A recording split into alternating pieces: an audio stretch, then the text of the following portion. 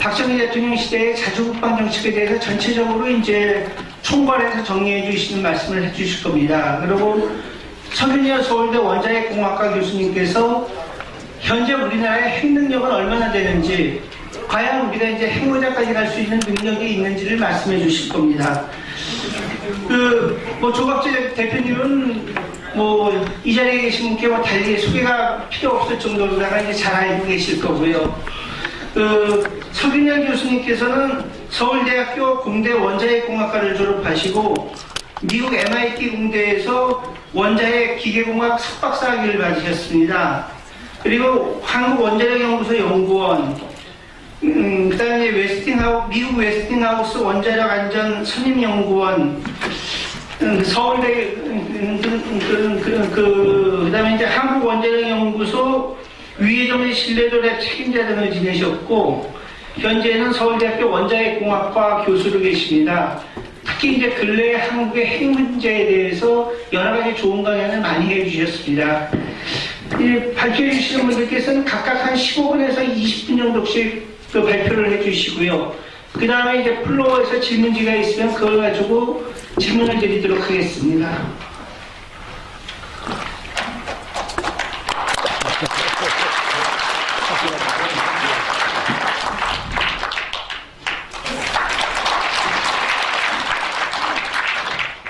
우리 김태우 박사님하고는 자주 만나고 어젯밤에도 만났는데 또 만났는데 오늘 이처럼 자신의 체험과 말하자면 영혼을 담아서 말씀하시는 건 처음 들었는데 정말 감동적이었습니다. 그리고 아주 핵심을 잘 정리를 해 주셨습니다. 핵 문제에 관해서 가장 깊은 이야기를 했다고 생각합니다. 특히 박정희와 낙하소의 전략을 비교하시면서 그것을 뒷받침하는 한국과 일본의 기술력, 외교력, 정치력의 차이를 지적하시고, 그때 박정희 대통령의 전략이 핵폭탄을 만드는 것이 아니라 핵 무장 능력, 즉 제철이 우라늄 농축에서 끝냈으면 좋았을 텐데 하는 이야기는 아주 다른 분으로부터 듣기 어려운 이야기였습니다. 오늘 제가 드리려고 하는 말씀은 제가 나눠드린 그 자료에 있는 것 중에 일부를 말씀드리고요. 저는 1970년대 핵무장 시도가 어떻게 이루어지느냐 하는 것은 월간조선에 1990년에 한 번 썼고 3월로 한 번 썼고, 그 뒤에 미국이 어떻게 이것을 저지했느냐 하는 것은 이번에 나눠드린 그 내용에 뒤에 자세히 붙어 있으니까 참고를 해 주시기 바랍니다. 박정희 시절의 핵무장 시도에 대해서 약간의 오해와 신화가 있습니다. 이희소라는 분을 유치하려고 했는데 의문을 죽음을 했다든지, 이건 사실과 관련이 없는 이야기고, 핵폭탄을 다 만들어서 실험 직전까지 갔다는 것도 사실과 다른 이야기입니다. 재처리 시설이 프랑스 회사로부터 도입하는 것이 미국의 압력으로 좌절된 이후에는 우리나라에서는 핵폭탄을 만들 수 있는 방법은 원천적으로 공세가 되었습니다. 다만 박정희 대통령은 어떻게 보면은 우회적 전략을 썼다고 볼 수가 있습니다.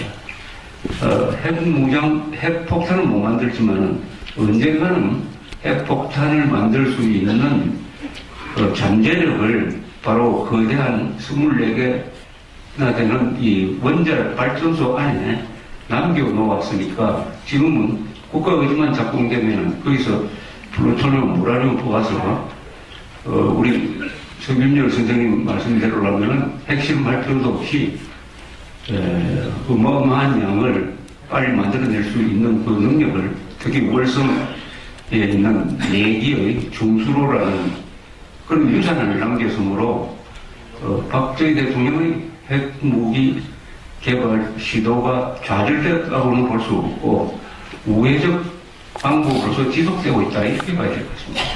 그리고 박정희 대통령이 핵 개발을 구체적으로 시작한 것은 사실이지만 거기에 대한 시도는 어떤 꿈은 이승만 대통령 때 시작이 됐습니다.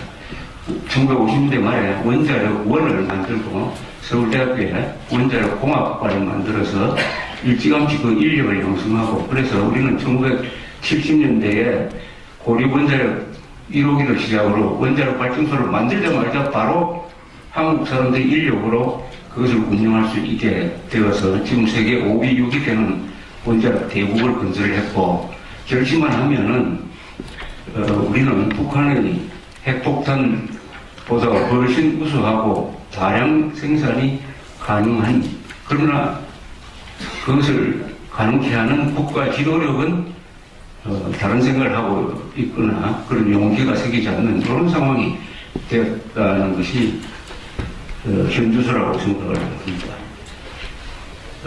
잠시 이 세미나에 대해서 말씀드린다면 아까 제가 화장실에 있으니까 여러분들이 오시면서 서로 잡담하신 내용 중에서 이런 자리는 우리만 듣기는 참 아까운데 하는 그런 말씀을 하셨어요.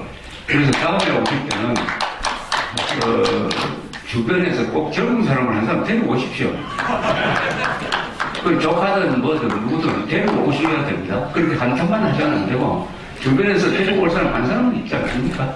그러니까 나이를 50대 이하로 해가지고 아니 학생도 괜찮아요. 요새 뭐 데리고 하는데 보니까 중학생도 데리고 하는데 중학생 데리고 와서 왔습니까? 아니 국민학생 데리고 오니까 꼭 데리고 오십시오. 그 누가 이렇게 그리고 여기 뭐 오늘도 그렇지만 들어보면 다 재미가 있습니다. 이런 이야기는 어디서도 들을 수 없는 아주 최고급 이야기를 지금 월간전에서 마련해서 이 박정희 기념재단과 하고 있는데 이 너무 아깝습니다. 물론 저기 지금 찍고 있으니까 저걸 동영상을 이렇게 유튜브에서 검색해서 보실 수 있는 분은 저걸 보시고 꼭 데려오시기 바랍니다. 또 거기 계시니까 이런 이야기도 또 귀에 들려서요. 이 촛불 시위 한다고 뭐 100만 명인지 150만 명이 나오는데 안 나가는 사람이 4,900만이 되는데 왜 우리는 무시하냐 하는데 그건 말이 안 됩니다. 그렇게 하면 안 되고요. 4,900만이 방구석에 있으면 안 되죠. 나와야 되죠. 그래야 그게 카운트가 되는 거지. 나오지도 안 하고 말입니다. 그렇게 하면 안 되죠. 그래서 나오시려면 요새 보니까 뭡니까 이게 탄핵 반대 시위가 토요일날 오후 2시에 광화문에 있던데 거기 탄핵 반대하는 사람은 거기 나와서라도 머릿수를 채워야 됩니다. 그러니까 침묵하는 다수는 절대 없습니다. 침묵하는 다수가 아무 쓸데 없어요. 행동하는 소수가 나라를 이끌게 되어 있는 것입니다. 자, 오늘 이 김태우 박사님의 말에서도 여러 번 나왔는데 우리는 모든 게 되어 있다. 결심만 하면 되는데 왜 결심을 못하느냐. 이게 한마디로 자주국방 의지가 필요하다는 거죠. 그 대답은 자주국방은 뭐냐. 여기에 대해서 제가 말씀드리려고 합니다. 이 자주국방이라는 말은 박정희 대통령이 만든 말입니다. 그렇다고 자주국방을 교실은 아니에요. 이승만 대통령의 그 여러 가지 외교 정책이나 모든 정책은 그것은 자주적인 겁니다. 그러나 박정희 대통령은 자주국방이라는 걸 선언하면서 자주국방력을 뒷받침하는 중화공업, 방산, 핵개발을 하였으므로 자주국방을 실천하고 예비군을 만들고 한 손에 총 들고 한 손에 망치 들고 싸우면서 일하면서 싸우는 그런 시대를 펼쳤으므로 자주국방하면 우리 머릿속에 박정희 이렇게 떠오르는 건데 이 자주국방이라는 것이 한국에서는 사실은 아주 드문 사상입니다. 실종되었던 사상이에요. 국방을 우리가 지킨다고 하는 것은 조선조 550년 동안에는 없었던 이야기입니다. 그때 국방은 다 명나라가 알아서 해준 겁니다. 사대주의. 그러니까 우리는 거대한 군사력을 가질 필요가 없다. 군사력을 가질 필요가 없다고 상비군을 크게 가질 필요가 없다고 하면 편한 것 같지만 거기서 이제 모든 독이 시작되는 거죠. 사람이 편하면 그게 바로 독극물인데 그렇게 되면은 경제를 발전시킬 필요 없다. 군사력을 유지하려면 꼭 경제가 발전돼야 됩니다. 돈을 벌어야 돼요. 돈을 벌려면 과학기술이 같이 발전돼야 됩니다. 그러니까 사대주의로 간다든지 자주국방을 포기하는 즉시 경제도 망가지고 과학기술도 망가지고 국민들의 정신도 망가진 것을 우리가 조선조에서 체험을 했습니다. 1970년대에 이 대구 보고를 많이 받은 박정희 대통령이 쓸쓸하게 한 독백처럼 이렇게 한 기록이 있습니다. 이렇게 말한 기록이 있어요. 주한미군이 있는 한 데모는 절대로 없어지지 않는다. 주한미군이 있는 한 데모는 절대로 없어지지 않는다. 그 말 아십니까? 여기 촛불 시위하러 나온 사람 중에서 내가 이렇게 데모를 하면 한국의 안보는 어떻게 되겠느냐? 그게 영향을 미치지 않을까? 이렇게 걱정하는 사람이 그 한 50만 명 중에 몇 명 될까요? 한 10명 될까요? 10명? 그럼 우리나라 지금 공무원 중에서 안보를, 핵 문제를 진정으로 정말 자기의 몸을 담아서 걱정하는 사람이 몇 명 될까요? 딱 저는 3사람은 확실하다고. 한 4사람 정도. 박근혜 대통령, 안보실장, 국방부 장관, 합참의장. 요거 4사람은 확실한데, 그 자기 직무상. 그 나머지는 잘 모르겠어요. 모르겠습니다. 이스라엘은 어떨까요? 800만 전 국민이 다 내 문제로 생각하죠. 그러니까 이런 시위는 없는 거죠. 이런 시위는. 그러니까 이게 자주국방이란 뭐냐? 우리의 생존 문제, 국방 생존 문제입니다. 생존 문제는 내가 결심한다, 내가 지킨다. 능력이 없을 때는 외국의 도움을 받는다. 그러나 무조건 내가 지키는 것을 우선시하는 게 자주국방이죠. 자주국방은 좀 따뜻한 말 같으면 그것은 국가라는 구성원의 생명입니다. 생명과 재산을 지키는 거예요. 자기를 지키는 거죠. 그런데 우리는 자기를 지킬 능력, 과학기술력이 굉장합니다. 그것은 북한의 50배나 되는데도 자주국방 능력이 없어요. 의지가 없습니다. 그러니까 핵개발을 하겠다는 이야기도 거기서 그래서 안 나오는 것입니다. 왜 지금 한국에서는 핵개발을 하겠다는 이야기가 지도층에서는 안 나오느냐 하는 것은 자주국방 그 미국 해준다. 주한미군이 알아서 해준다는 생각 때문입니다. 단 이것 때문입니다. 이거 주한미군이 빠져버리고 한미동맹이 해체돼버리면 그때는 누가 시키지 않아도 한국에서 만사 제쳐놓고 핵무장하자는 이야기가 반드시 나오게 됐습니다. 살기 위해서는. 그래서 이 주한미군이라는 게 좋기만 한 게 아니라 우리 국민들한테 굉장히 이 정신적인 안위함을 주고 있는데 박정희 대통령이 이 문제의 심각성을 깊게 인식한 분이었다는 것이죠. 근데 이 자주국방도 그런 그 밑에 있는 게 하나의 가치관이 있습니다. 인간의 모든 행동은 도덕론적으로 가치관에서 출발합니다. 뭐가 가치가 있느냐 하는 것은 결국은 자존심입니다. 자존심. 나를 지키는데 남의 힘을 도움받아서 지키는 게 이게 자존심 상한다 이겁니다. 결국 인간 자존심으로 비춰야 됩니다. 자주국방을 포기한 나라는 그 국민 전체가 자존심이 없어요. 제가 그런 사람들을 살찐 돼지라고 표현합니다. 살찐 돼지. 살찐 돼지는 굶주린 늑대한테 잡아먹힌다. 북한이 버티고 있는 건 뭐냐? 북한이 자주국방하는 나라 아닙니까? 그러니까 우리가 아무리 잘 살아도 북한한테 멱살 잡혀가지고 끌려다닌 지가 한 3, 40년 됐습니다. 이스라엘 자주국방력을 하니까 이스라엘 사람들 해외에서 만나면 일단 존경스럽지 않습니까? 존경스러워요. 카나다 자주국방 별로 안 하는 나라인데 호주 자주국방 하는 나라입니다. 호주 사람, 카나다 사람 질이 다릅니다. 이 자주국방력은 결국은 자아의 문제고 자존심, 인간 자존심, 인간 존재의 문제다 하는 말씀인데 우리나라는 역사적으로 삼국시대, 신라의 삼국통일, 고려 이때까지만 해도 자주국방 정신이 충실했습니다. 특히 신라가 삼국통일하는 과정에서 최대 강국인 당과 동맹을 해가지고 백제 고구려를 멸망시킨 다음에 당이 신라까지 먹으려고 하니까 그 작은 신라가 당과 결전을 해가지고 오늘날의 한반도를 민족의 보금자리로 확보를 했습니다. 대단한 자주국방 정신이죠. 그러나 우리의 자주국방은 유목민족처럼 다른 나라를 점령하고 침략하는 것하고는 그게 달랐습니다. 아주 실용적 자주국방 정신을 갖고 있었어요. 우리는 한반도를 떠나서 일본을 점령한다든지 만주를 점령하겠다는 생각을 원천적으로 가지지 않았습니다. 신라가 성통하는 과정에서 그게 우리의 DNA가 돼 있어요. 다만 우리가 침략을 받으면은 민관군이 일치단결 해가지고 이겨냈습니다. 그래서 우리가 굉장한 저력을 갖고 있습니다. 그래서 우리 자주국방은 공격적인 자주국방이 아닙니다. 수세력이라고 하면 좀 그렇고 하여튼 방어적 자주국방이 우리의 자주국방의 전통입니다. 고려까지는 그랬어요. 그러나 조선조부터 달라져 있습니다. 조선조는 통치 이데올로기가 이게 유교 중에서도 가장 원리주의적인 주자학을 통치 이데올로기로 삼음으로써 완전히 가치관이 바뀌게 됐습니다. 우리의 조상, 신라, 고구려 이런 사람들보다 맹자, 공자가 훨씬 우리가 본받아야 할 사람이다. 그럼 조국이 바뀌어버렸어요. 조국이 어디로 바뀌었느냐? 중국으로 바뀌어버렸어요. 한족 정권 그것도.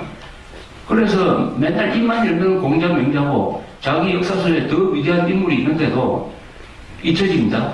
김유신이 우리 민족사의 가장 위대한 인물인데 고려까지만 해도 김유신 하면은 목동까지도 알았다 하는 기록이 있습니다. 누구나 다 김유신을 알았어요. 조선조에 들어오면 김유신을 아는 사람이 아무도 없어요. 공자, 맹자만 알고 주자만 합니다.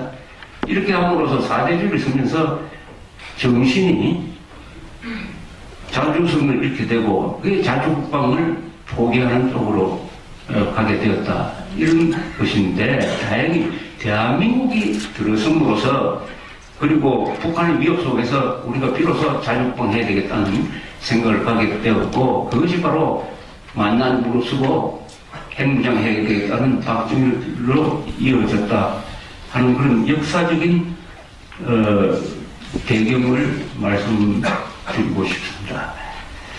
이 자주국방 정신을 박정희 대통령은 뭐 여러 가지 말로 설명을 했으니까 한번 읽어봐 주시기 바라는데 이 자주국방 정신을 가장 실감 있게 요약한 사람이 있습니다. 그것은 김유신입니다.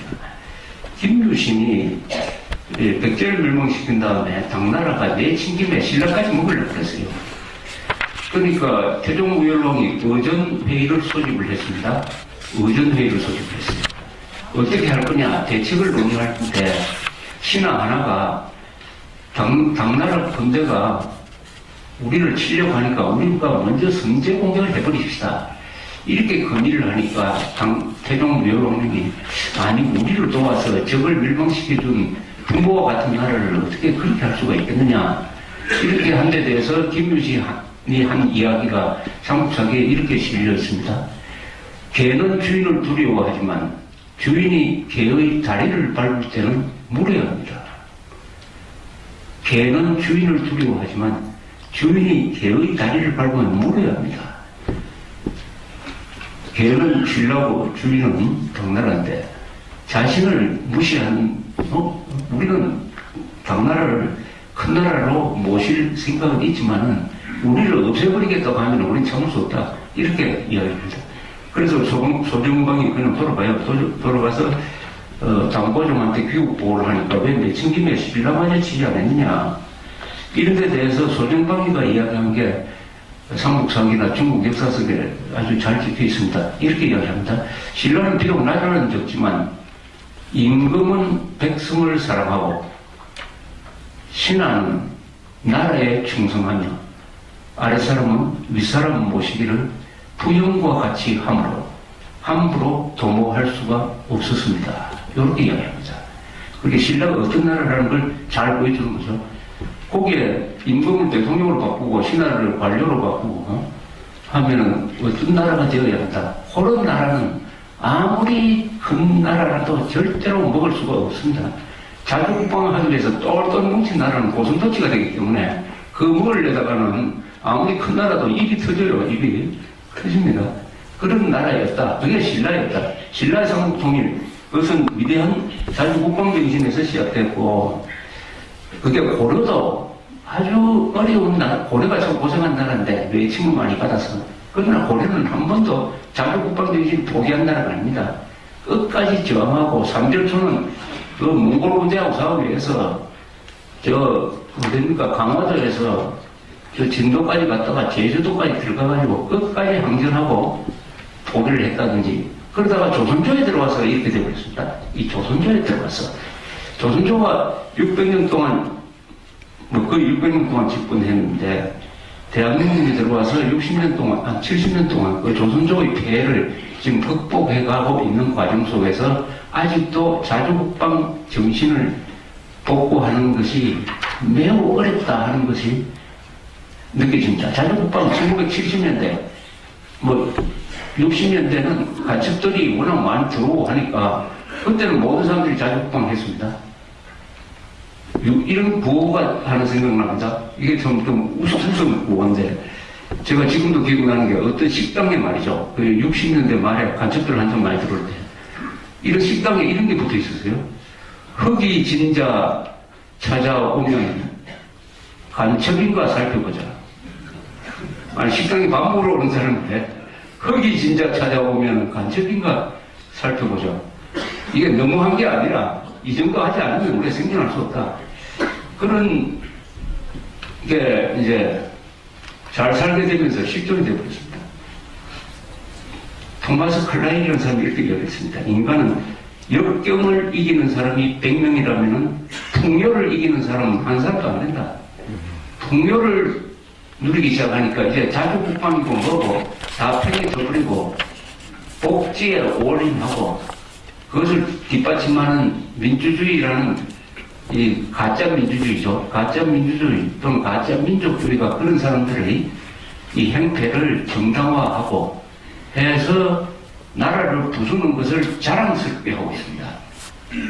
민족이라는 이름으로 국가를 부수고 민주주의라는 이름으로 법치를 파괴하는데 그것을 뒷받침하는 이 가짜 논리가 있어가지고 딱 이론 부정이 돼가지고 자기들이 법치를 부수면서 민주주의 한다고 하고 국가를 부정하면서 우리는 민족주의자라고 하고 이렇게 지금 일하고 있는 속에서 이 자주국방을 주제로 해서 오늘 이 세미나가 열린 것은 우리 민족사에서 끊임없이 흘러오던 이 자주국방 정신이 조선조 560년 동안에 실종된 것을 지난 70년 동안에 이승만, 박정희라는 두 위대한 자주인을 만나서 다시 살려야 되는데 그 결정체가 핵무장이었는데 이제 다시 북한의 핵무장 다음에 우리가 다시 핵무장 해야 되겠다는 이야기가 다시 나오면서 비로소 이 자주국방이 실감있게 우리의 하나의 화두로서 등장했다는 것은 그나마 다행이라고 생각합니다. 여기 앉아있는 세 사람이 다 핵무장을 또는 핵무장 능력을 가져야 된다는 것을 주장하는 사람들인데 많지는 않아요. 일반 국민들은 한 60%가 핵무장해야 된다고 생각하는데 십자층으로 올라갈수록 적어요. 십자층으로 올라갈수록 적습니다. 그러면 항상 나오는 대답이 있어요. 핵무장하면은 경제 제재를 받아서 한국은 곤란하게 될 것이다. 그런데 미국에서 나온 보고서는 한국을 핵무장한다고 해서 한국의 경제 보복을 하는 것은 아무 효과가 없을 것이다. 인도에 효과가 없을 것이니. 왜냐하면 한국의 경제가 너무 크고 한국의 경제 보복을 하면 자기는 어디 안 당합니까? 괜찮을 것이다. 인도, 파키스탄이 핵무장했는데 왜 우리는 못하느냐? 이렇게 이야기를 할 수 있어야 되는데 안 되는 쪽으로만 이야기합니다. 안 되는 쪽은 또 논리 정리를 해요. 모든 일을 안 되는 쪽으로 설명하는 것은 매우 쉽습니다. 하지만 되는 방향으로 설명하는 것은 조금 허황된 것 같기도 하고 그것이 공상소설 같기도 하는데 이승만이나 박정희나 정주영이나 이병철 다 안 된다는 것을 정인 해봐서 나는 된다고 생각한다 해서 만들어내는 사람들입니다. 우리도 이 핵무장, 자유적 핵무장 이것을 되는 방향으로 한번 생각해 볼 때가 되지 않았느냐 이렇게 생각합니다. 이상입니다. 감사합니다.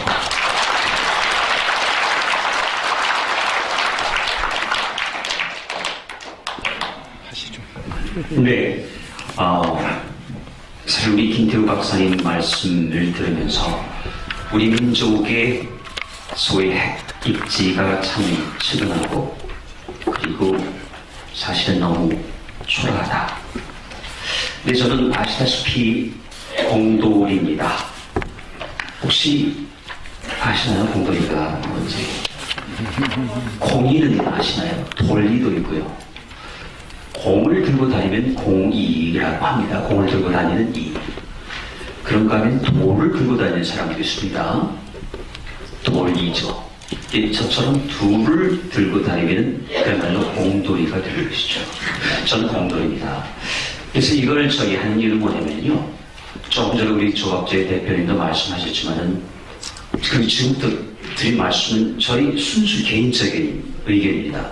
지난번 바로 이 자리 9월 22일 저는 개인적 922 선언 한 번에다가 저는 개인적으로 거의 몰살당할 뻔했습니다. 첫 번째는 원자력 학회에서 이거는 학교 입장이 아니다. 전혀 우리는 근처에 가지도 않을 것이고 만지지도 않을 것이고 만들지도 않을 것이다. 우리 나름의 비핵화 3대 2대 원칙이죠. 우리 학과에서 학과 나름대로 너희 그 의견은 아주 허황된 것이다. 그래서 우리 학과에 공식적으로 반대 의견을 올리겠다. 우리 학과 홈페이지 한번 들어가 보세요. 아마 올라가 있을 건데 저는 한 2달을 굉장히 조마조마하면서 언제 잘리나 걱정하다가 아직까지는 붙어 있습니다. 근데 저도 좀 불안하죠. 오해 들어갔는데 방을 뺐을 수도 있고 사실 방을 뺐습니다. 딴 방으로 옮겼거든요. 안가로 옮긴 것이죠. 자, 이거 보실까요? 이거는 장난이 아니고요. 실제 원석입니다. 이거를 가공하면 약간 노랗게 되는 이 옐로우 케이크 말씀하셨죠? 이게 노랗게 돼요. 거기까지 좀 시간이 걸리고요. 이게 우리 겁니다. 어디서 났냐고요? 그건 말씀드릴 수가 없습니다. 이거 아무도 좀 사진 찍고 계시니까요. 그렇지만 경기도 모초라고만 있습니다. 우리나라에 왜 우라늄이 없습니까? 단지 아직 순도가 좀 많이 떨어져요. 이게 참 아시다시피 우라늄이라는 게 참 아쉬워요. 참 귀하기도 하고 땅이 있어요. 이 광석, 괴력도 있고 그렇죠? 근데 거기가 다 평소 때는 쓸모없는 238입니다. 우리가 필요한 사실 235 들어보세요. 235는 홀수 아닙니까? 플루톤 239 홀수 아닙니까? 이 홀수 녀석들이 성질이 좀 급해가지고 팍 터집니다. 짝수들은 자기 짝이 있으니까 상당히 그 자극을 받을 때가 터지지 않아요. 그래서 홀수 녀석을 자꾸 모아야 됩니다. 첫 번째는 235를 많이 모으는 것. 땅에서 캐내면 1000개 중에 7개가 될까 말까. 그래서 1000개 중에 900개가 될 때까지 마구 돌립니다. 또 레이저를 쏘기도 하고 확산을 시키기도 하고. 그러면 1000개 중에 900개가 되면요. 그때는 따끈따끈해지죠. 그렇죠? 그래서 235를 농축하게 된 것입니다. 근데 이게 70년 전만 하더라도 어마어마한 전력을 필요한 기술이었죠. 미국 전력의 10분의 1이 한 공장에 들어갔습니다. 농축하기 위해서요. 그 당시 1943년에 실제 얘기입니다. 또 하나는요. 이 녀석을 집어넣으면 238이 한 6개월 정도 있다가 1년 있으면 이제 중수로 이야기가 나옵니다. 이걸 집어넣으면요. 239가 됩니다. 중성자를 하나 드신 다음에 239가 되는 것이죠. 그러면 이게 불순물하고 같이 섞여 있어요. 그럼 거기서 불순물을 다 걸러내는 거. 이것도 재처리라고 합니다. 근데 우리는 농축도 못하고 재처리도 못하게 되겠죠. 그래서 저는 항상 미국이 하는 연애지만 우리가 하는 불륜이라는 것이죠. 좋습니다. 그런데 우리는 미국이나 북한보다 훨씬 더 강력한 방법을 알고 있어요. 재처리도 한번 했습니다. 물론 농축도 있고요. 약간 우리는 먼저 국제원자력 기구를 하는데 사실은 자진 신고를 했지만 절반 정도는 조금 들키기도 했어요. 솔직히 말씀드리면. 근데 굉장히 작습니다. 1g도 안 돼요. 근데 이게 어느 정도 필요하냐? 이게 제가 다 가져온 거라요. 이거 저기 구하는 굉장히 힘들었습니다. 제가 이제 거의 전국적으로 풀스마시를 전부 다 뒤졌습니다. 이게 크기가 맞아야 되거든요. 플루토늄인데요. 플루토늄 물보다 20배가 더 무거워요. 그래서 약 2kg을 가지면 되거든요. 지름이 6cm입니다. 이걸 구하느라고 진짜 애먹었습니다. 그리고 몰래 가져야 되잖아요. 그래서 다시 돌려줘야 되는데요. 이게 정확히 술전처럼 보이긴 하죠. 정확하게 이거 하면 2kg입니다. 나가사키의 6kg 중에서 약 2kg이 터졌어요. 그게 2만 톤, 20kg라고 하죠. 그게 기본적으로 말하는 핵폭발력입니다. 그러면 한 도시가 사라지는 것이고 수십만 명이 즉사할 수가 있는 것이죠. 그렇죠? 우라늄도 마찬가지고요. 그래서 제가 드린 말씀은 이거를 두 가지 방법이 있습니다. 이렇게 조그맣게 만들어가지고 이제 구슬을 들고 다니거든요. 이건 공슬이라고 합니다. 구슬이니까 공수리, 보통 전체 공수리죠. 원자력 발전. 이 정도만 모으면은 여러분께서 100년 동안 아무 걱정 없이 태어나시자마자 PC를 하시고 랩탑 하시고 다 하실 수 돌아가실 때까지, 입건하실 때까지. 이거 하나면 모든 자동차 하시고, 이거 하나면요. 우라늄 230. 근데 이거는 100년 동안 천천히 빼낸 거죠. 이게 원자로입니다. 근데 한꺼번에 100만 분의 1초 동안에 이걸 터뜨리면 이건 이제 폭탄이 된 것이죠. 그래서 정확히 이건데요. 생각해보세요. 우리 대한민국은 아까 5위 말씀하셨는데 제가 보기에는 3위입니다. 누가 했을까요? 미국, 프랑스 다음에 일본하고 우리가 마카마카였는데 막상막상이라고 하죠. 일본은 나빠졌죠. 우리는 건재합니다. 그리고 25기가 돌아가고 있고, 그리고 박정희 대통령께서 심었던, 조금 전에 우리 김태우 박사님 말씀하셨죠.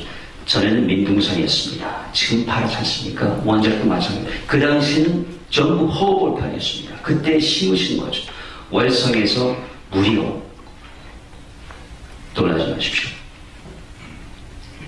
5만 톤 정도의 플루토늄을 빼낼 수가 있습니다. 일본은 얼마큼 있을까요? 일본도 그만큼 있습니다. 우리가 약간 많습니다. 박정희 대통령께서 중수를 떼었기 때문에 더 많이 있습니다. 근데 큰 차이가 있어요. 일본은 꾸준하게 낙하선에 깃해가지고 적법하게 빼냈습니다. 밖에 나와 있어요. 근데 우리는 아직 들어가 있죠. 그 차이가 있습니다. 그래서 일본은요, 제가 보기에는 세계 2위 내지 3위라고 보면 되겠죠. 미국, 러시아 다음에 세 번째 핵 대국입니다. 그리고 조립을 하면요, 석 달도 아니고 3주도 아니고 4월이면 됩니다. 그 이유는요, 연습을 꾸준히 하고 있습니다. 도쿄공업대학에서 가르치고 있거든요.